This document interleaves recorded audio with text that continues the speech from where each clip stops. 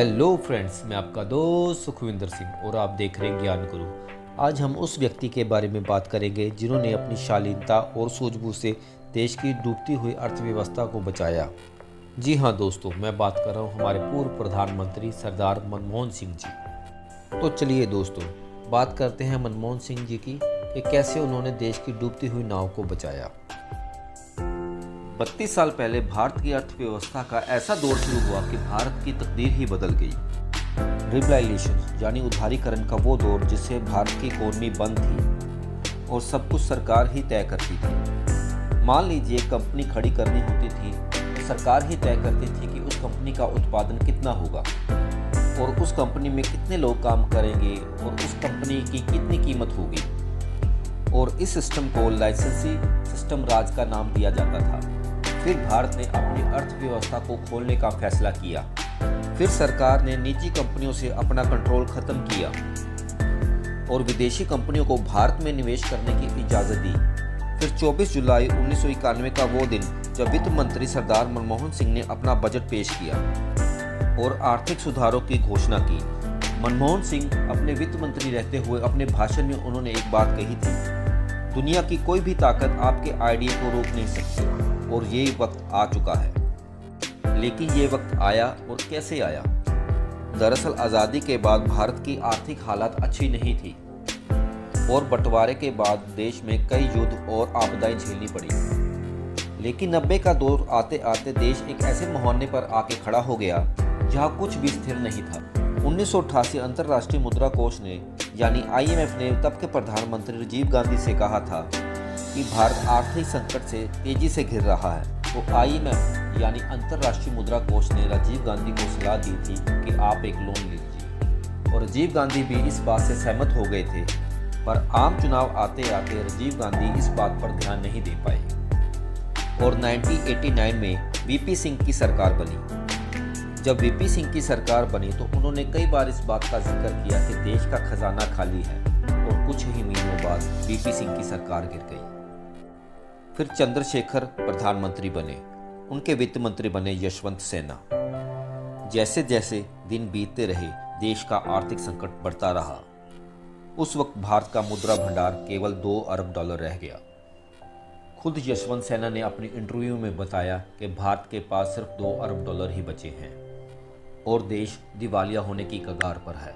हम 2 हफ्ते का ही केवल आयात का खर्च उठा सकते हैं।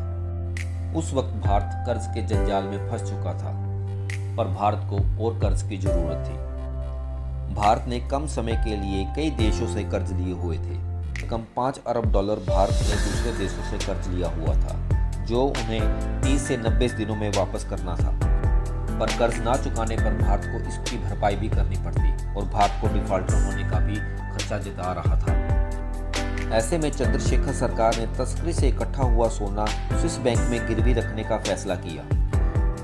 ये सब इतना चुपके से किया गया कि किसी को पता न लगे, मगर भारत को सोना गिरवी रखने के कारण भी कोई खास फायदा नहीं हुआ और भारत का आर्थिक संकट बढ़ता जा रहा था। इस बीच खाड़ी युद्ध शुरू हो गया। पहले तो भारत को यह फैसला करना पड़ा कि अपने करीबी दोस्त इराक का साथ दे या अमेरिका का। और दूसरी सबसे बड़ी समस्या आई बढ़ते हुए कच्चे तेल के दाम।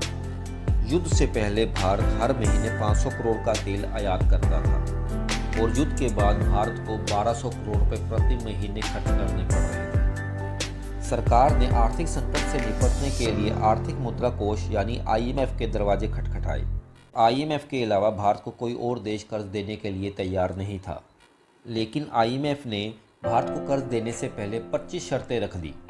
जैसे भारत की अर्थव्यवस्था को खोला जाए, सरकारी कंपनियों का विनिवेश किया जाए, विदेशी कंपनियों को भारत में आने की निवेश मिले। लेकिन इससे पहले चंद्रशेखर सरकार गिर गई और फिर 1991 में भारत में आम चुनाव हुए और नरसिम्हा राव, जिन्हें राजीव गांधी में चुनाव लड़ने के लिए टिकट नहीं दी थी और वह सियासत में आधे रिटायर हो चुके थे, लेकिन भारत की तकदीर में कुछ और ही मंजूर था और चुनाव के बीच ही राजीव गांधी की हत्या हो गई। लेकिन चुनाव के बाद कांग्रेस सरकार को पूर्ण बहुमत नहीं मिला और सरकार बनाने के लिए दूसरी पार्टियों से गठबंधन करना पड़ा। सर्वसम्मति के साथ नरसिम्हा राव को प्रधानमंत्री नियुक्त किया गया और उनके वित्त मंत्री बने मनमोहन सिंह।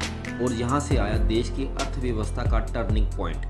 नरसिम्हा राव सरकार ने आरबीआई के रखे सोने को 2 विदेशी बैंकों में गिरवी रख दिया और इस काम को भी चुपके से अंजाम दिया गया। लेकिन इंडियन एक्सप्रेस के खोजी पत्रकार शंकर अय्यर ने इस बात का पता लगा लिया और उनकी रिपोर्ट के बाद आम जनता को पता लगा कि देश का आर्थिक संकट कितना गंभीर है। और इसके बीच एक ऐतिहासिक बजट पेश किया गया जो भारत के डूबते हुए जहाज को किनारे पे ला सकता था। और इस बजट के बाद भारत के दरवाजे पूरी दुनिया के लिए खोल दिए गए कि आइए हमारे देश में निवेश कीजिए। मनमोहन सिंह ने वित्त मंत्री होने के कारण देश में आर्थिक क्रांति और ग्लोबलाइजेशन की शुरुआत की और इसी तरह बड़ी कंपनियों से सरकारी कंट्रोल खत्म कर दिया गया। विदेशी कंपनियों को भारत में निवेश करने के लिए आसान शर्तों के साथ भारत में निवेश करने के लिए प्रोत्साहित किया गया। प्रधानमंत्री नरसिम्हा राव ने यहाँ तक कह दिया था, अगर इन नीतियों से देश को फायदा हुआ तो सरकार को क्रेडिट मिलेगा।